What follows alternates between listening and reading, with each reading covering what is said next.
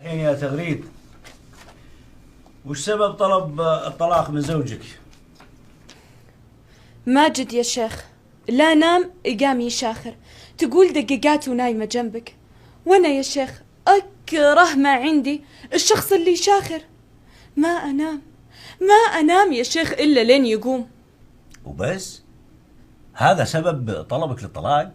ايه يا شيخ، وبصراحة ما اقدر اعيش معه.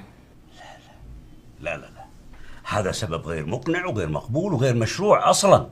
يا شيخ ما عاد اقدر اتحمله، تصدق. انا تاني ضريت كيف ضرتي، انا تاني سفريت. شيخ يا شيخ خليك معي شوي الله يطول عمرك. الكلام اللي هي قالته صحيح ان عندي شخير، لكن مو لهالدرجة، هي بالغت شوي يا شيخ. لا ما بالغت. انت ما تستحي، انت يا شيخ بس السالفة ولا تقاطعني سم. بنات الناس ما هي لعبة عندكم تشاخرون عندهم، يعني ما تخاف الله.